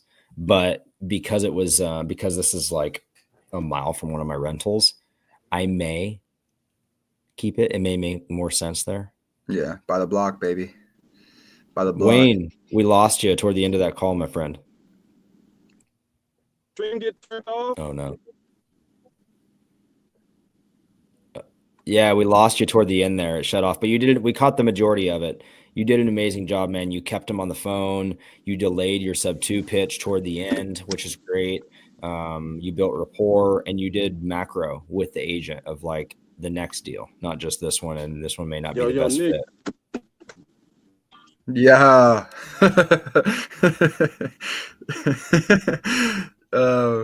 Yeah, great job, Wayne. I think. Can you hear me? Can you hear us? I'm gonna pull him off. Okay. Yeah, that was a good call. It's funny. I was on the phone earlier with that Constance lady that you texted. Yeah. So funny enough, I got a verbal at 210. So she wanted 225. We were able to get her 15K down. The thing is, bro, the buyer from Litchfield has a Twitter post in August. He was trying to sell that for 205. The buyer in Litchfield. Which is crazy. So I'm in these two situations now where we can. So here's what I'm going to do. So since we have that text, I'm going to build a relationship with our buyer, because that tells me he went under contract and tried to dispo it and he couldn't. Yes. Why? and she's wanting more money now. Yeah. I'm curious as to why he couldn't sell it at 205, like having that conversation. And that's the benefit of collaboration over competition. Of like, let's build a relationship with him because he's building a relationship with us by buying one of our deals. And now we can masterfully like pour into each other. So that'll be a conversation that we can have with him and see what happened on that deal, and that we're actively negotiating. Is she trying to sell it again? What about the deal? And he may be like, dude, that thing needs $200,000 of work. Yeah, it's a hoarder house, and since then she's cleaned up majority of the rooms. So, I mean, I don't know if it's we'll figure it out for sure. Yeah, When we'll you add figure it another out. bathroom to that, the ARV is 365. 65% of that is 232,000. So, yeah, it does definitely get me curious as to why it wouldn't sell at 205. I agree. Trying to sell it 205. So that means he had it under contract for 195 or less. Yeah. And then, I mean, so this is just a reminder for everyone to follow up with some like older leads that were like just not ready at the moment. Because I've been doing it with this guy here, and he wants to sell. I mean, he's not even getting. He has one tenant that barely pays. So like the pain is there, and now he's sending me pictures here, and he wants a cash offer. So it's a huge home over in Louisiana for like a sober living or something like that. He's sending me pictures as we speak, and we're just going to give him a competitive cash offer. I like going back and forth between the creative offer and then the cash offer. So at first he wanted 250, and now he says he has an offer at 215. And I was like, listen, straight up, like if we're able to give you a competitive offer, we don't do any bidding wars. So definitely don't do any bidding wars, because you're just going to have that person go back. If I say, hey, yeah, we can do it at 220, and it's just like an open statement, they're going to go back to that guy and say, hey, I got an offer for 220, and it's going to just go until the price destroys any wholesale fee. So Yep. So I'm reading through the HOA CC&Rs of that rental to kind of see what my rental restrictions are right now on that property, to kind of see where we're at, to see if there's anything.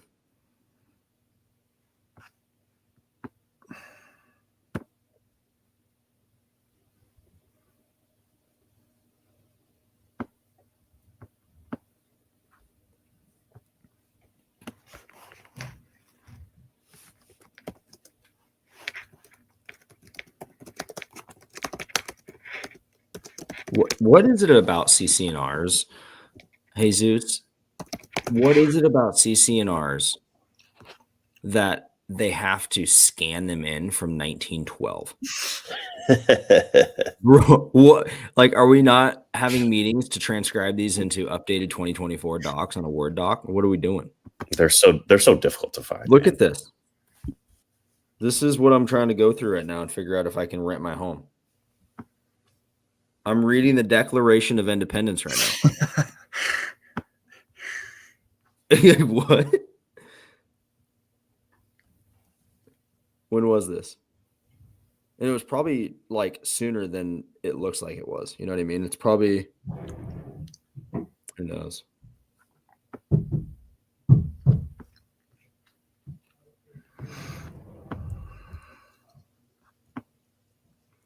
Okay, so you can rent it. They allow rentals. That's good. The CC&Rs might be like so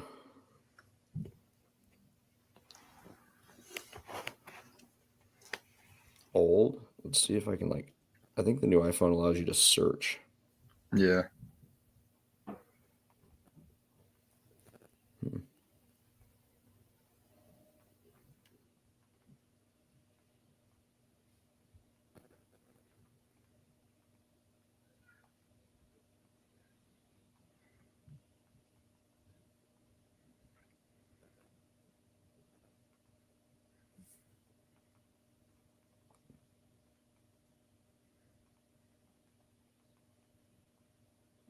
Sorry, I'm trying to go through this, and that's a later for Landon kind of thing. Cool. There's still 7 people hanging out. I appreciate y'all. Looks like Jesus is on a call, but while he is going there, what other questions do you guys have based on today that you've got to see?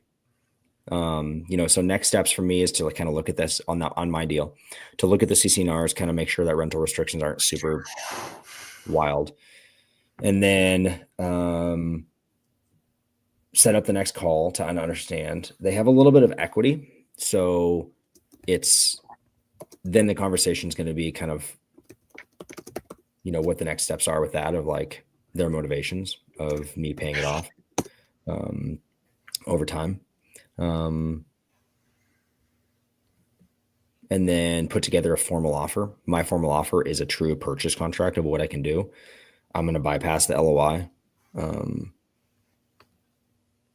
then that starts the conversation that will likely end up with us hopping on a Zoom, going over the contract, meeting, doing this right here. Like literally, I did one last week for Nick's deal. Nick and I hopped in a Zoom. Was it this week, last week, whenever it was? Mhm. Hopped in a Zoom with an agent and a seller right here, had a conversation, closed it down. And I went out there Saturday, and I'm still chatting with that agent, by the way. And then I signed it. Amazing. Let's do more deals with her. I like her. I agree. Dude, Monica's great. Yeah. This new construction.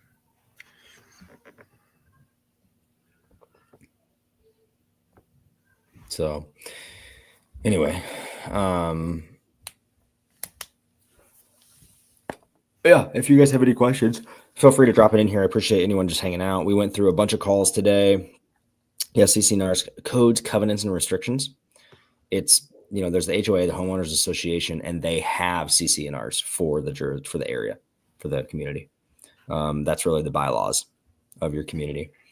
The HOA is really more of the organization. But HOAs suck for the most part. I don't own any homes in HOAs right now. I have, and they suck. But sometimes they're good. But honestly, here's how I look at it. $120 a month that this one is right here.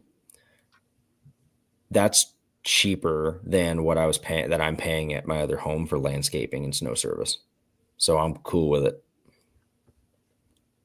Like, take care of all that stuff for me.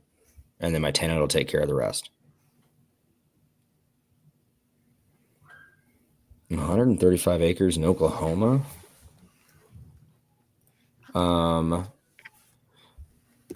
What scares me about Texas and Oklahoma with land is that there's so much of it, and it's likely zoned like rural agricultural. So it's not developable. It's not in an area where you would develop apartment complexes, self-storage facilities and stuff. And I could be wrong, obviously, but it's always a tough part. We don't do a ton of land, if at all. I have people who do land deals exclusively, so I can get you connected with them if you want, Naomi. If you DM me on Instagram, I can connect you with the people who do land exclusively.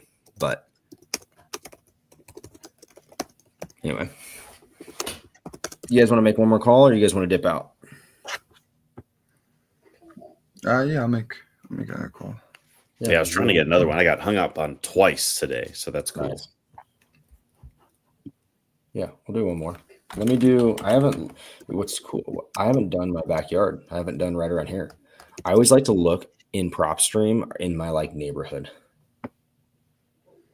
And if anything pops up, I'm waiting for the day like something on my street pops up and I can just go knock on the door and have a conversation.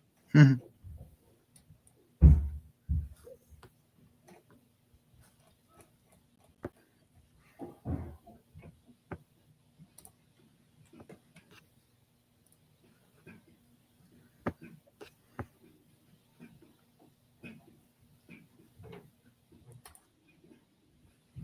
Oh my gosh, these people are. It's a lot of acres, Naomi. I don't know anyone buying that much land in Oklahoma. That's a lot.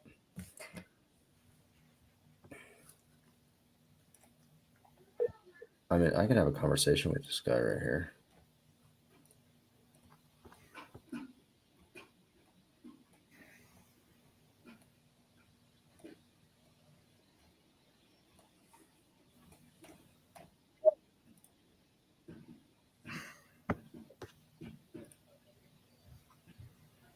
Bro, it's a $4,000 payment.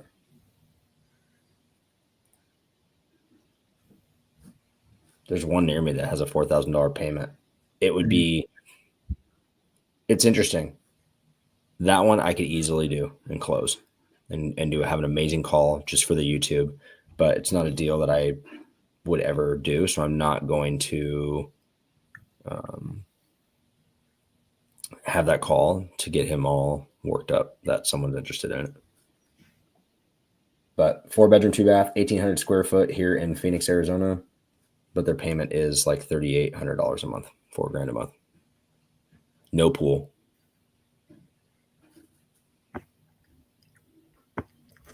Here, I'll show you. Ben asked the question, how are you finding the payment? Let me share my screen. You guys are getting all the goods today. Let me know when you can see it. So we are here in Arizona. Boom, boom. Literally click the filter. My conventional sniper. I live like in this area right here.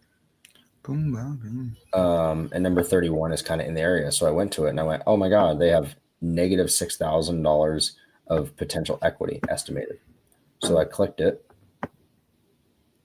and I saw they're listed at 625. They owe 565, but it's always a little bit more. They owe 565. So there's a little bit of juice, but not a ton. Then I went to mortgage and transaction history. And I see they have a loan balance of 565 with an estimated loan payment. That's just principal and interest. So PI of the PITI is 3226.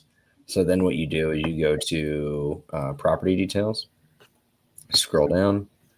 Property tax is 1317. So I go to 1317 divided by 12. That's $109 a month plus $150 a month for insurance. So $259. So you would take that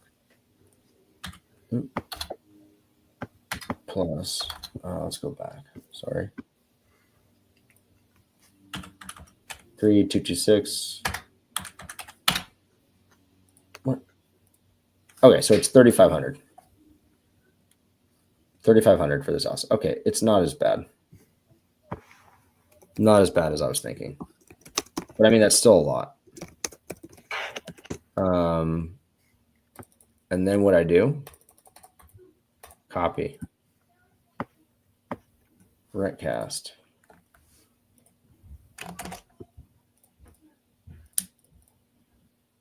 FO to 1,800.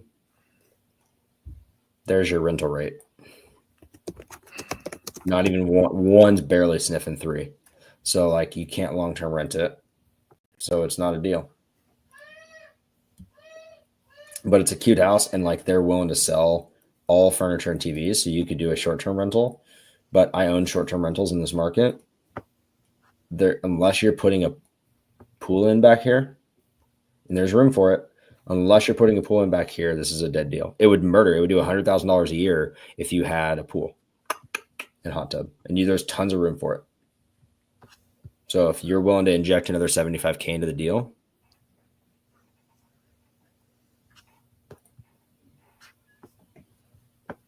so interesting. But I don't know if you guys can't see the next page. Oh, well, let's go here. So sorry. Right here. If you can put a pool back here, this property will do $100K a year as an Airbnb, minus debt service, of course. But so that's just it. So yeah, I'm just looking in this area. I'm just always curious because I just love it. Like this is kind of nearby. What's 28 got going on? A little condo. He's renting it. Yeah, that's prop stream, Ben.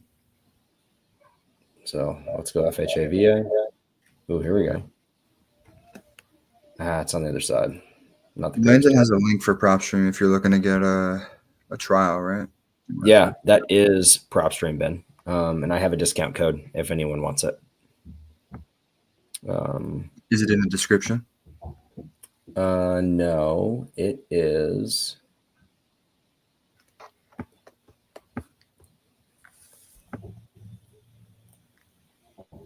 Let me log in.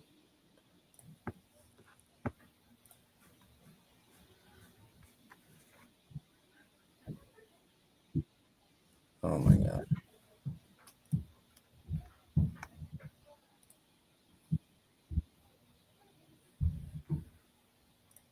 Yeah, I hear you. Landon's got good filters too that he has saved there, so he knows exactly what he's looking for on the top there. It comes with other ones, but you can add your own up to the top, which I didn't even know you could do that. Let me find the link. It's probably under one of your other YouTube videos, I would assume. Oh, thank you. That's exactly right. I just posted a new podcast today. Bob, I haven't tried Deal Sauce yet. I know Chris has tried it and been giving feedback to the people that are creating it.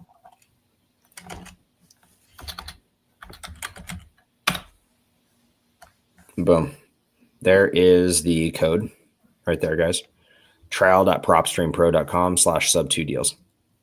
If you use that code, you're going to get a discount on this. And if you use the filters that I use in my other YouTube video, I'm like, I'll put it this way.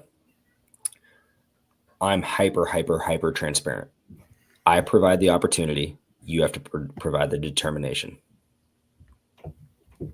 So everything I do is out there. But literally, we're doing deals on the filters that I'm showing you. So what's separating you is your determination to do it. Real talk. The opportunity's out there. No excuses. Don't create excuses. Create opportunities for yourself.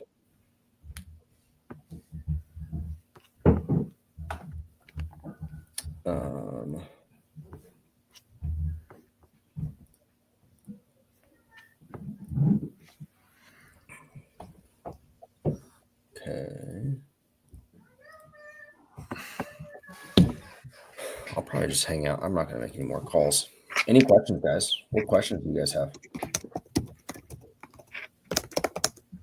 Ben, let's set up a time to chat, man. I offer up one-on-one consultations. We can help get you squared away. I just did 3 this week with people that are going to do big things. I close a deal on Friday, on the 27th of this month, with a student of my accountability group that just started, literally just started in doing creative finance and wholesaling October 1st of this year. And he's closing his first deal for a $15,000 assignment. Like, it's a seller finance deal. Those good terms too, right? Great term. 3% rate, 3% interest, seller finance, 40-year amortization. Gotta love it. Dude.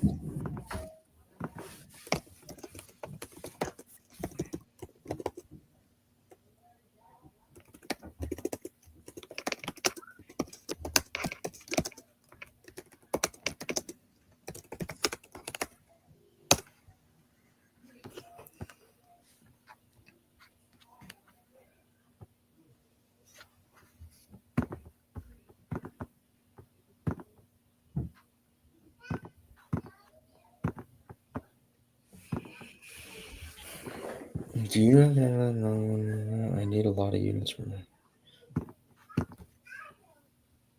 it.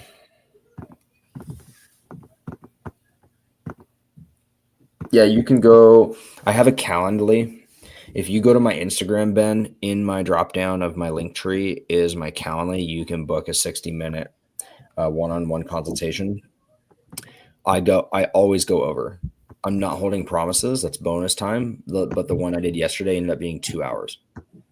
So I promise you, I under promise, over deliver every time.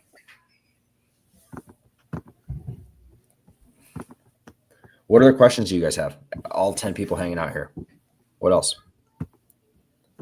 What are you guys doing? Are you making calls up here soon? Probably here in the next hour. Go grab some lunch with the family. Start my Christmas stuff. I'm almost wrapping up for the day.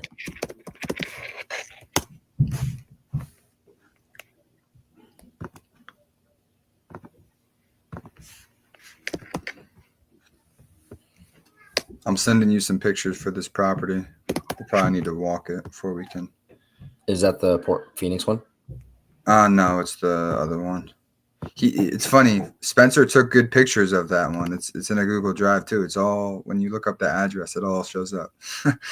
Is that the one on Garfield? Yeah. Oh, okay, cool. Yeah, if you search the address, his Twitter post comes up. Bob, this is the question of the year, Bob. So what we're doing at our house, Jesus, I'm curious what you're doing at yours. I think he's on a call. Is I'm Traegering. I'm smoking a honey baked ham today, and then tomorrow we're going to Mastro's Ocean Club and doing tomahawk steaks. I'm hosting Christmas Eve here today. You're going to an ocean club? It's Mastro's. It's like it's their seafood, and they do steaks. It's Mastro's. Nice. We could spend 3 hours, Patrick, vetting buyers, talking about how to vet buyers.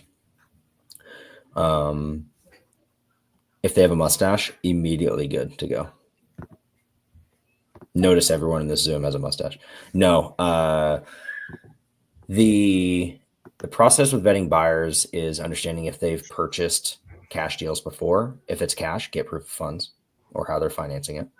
And then if it's creative, depending on how much the entry is, I still may ask for a proof of funds or where they're getting it, depending on if it's their first one. If it's their first one, likely. If it's not, like I'll put it in case. Let's say someone came in at, which we've had, someone came in for a deal that we're marketing for $47,000, like the $50,000, and they're like, "I'll pay $50,000. I'll pay the entry fee." And then someone else came in at 44, but the person who came in at 50, it'll be their first one. And someone came in at 44, and it's just another purchase for them, and they need to buy for X, Y, and Z. And I've chatted with them. I've done deals with them in the past. It's going to be easy, clear to close because we already work together. I'm going to choose them. It's not worth the headache. And I'll probably try and get them up to 47 and call it a day. It's not worth it. So the vetting process is trust. Have you done deals before? Your ability to close, your ability to perform. We always ask, what are you doing with the property? Because we will get phone calls that you're not making payments, not them. Even when we do amazing handoffs, it still always comes back to us.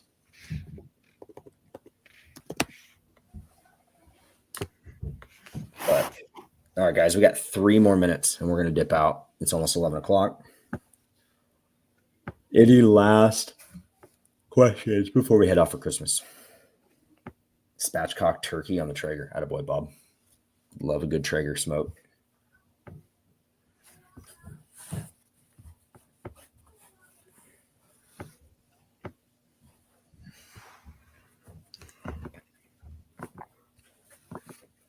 Oh, man.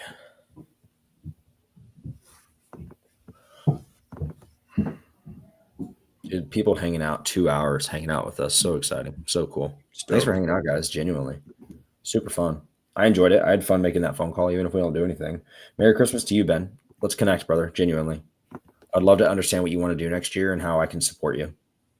Whatever that looks like. Naomi, thank you for hanging out for 2 freaking hours. Genuinely. Thank you, thank you, thank you. You too. DM me on the Insta. Yes, need the fireplace. Especially in Dayville. Like that, every home should have a built-in no matter where you're at. Merry Christmas, Bob. Go Beavs.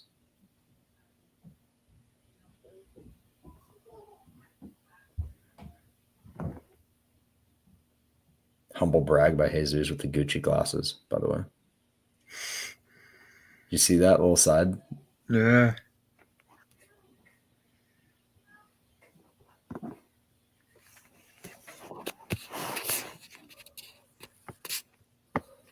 Is that a fresh fade, bro?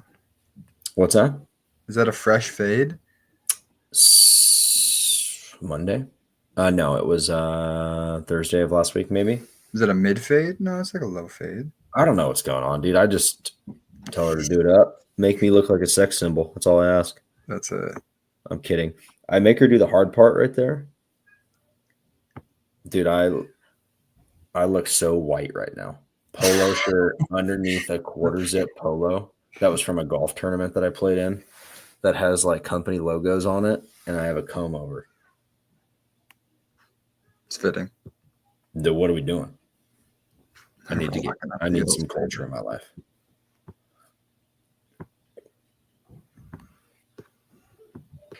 But the fade helps a little bit, huh? Yeah, it does. Provides 32. credibility. There it is. Sounds good, Naomi. Let's work on it. Huge, all caps. Yeah, hit me up. I'll do voice memos mostly, to be honest, more than text. It's easier.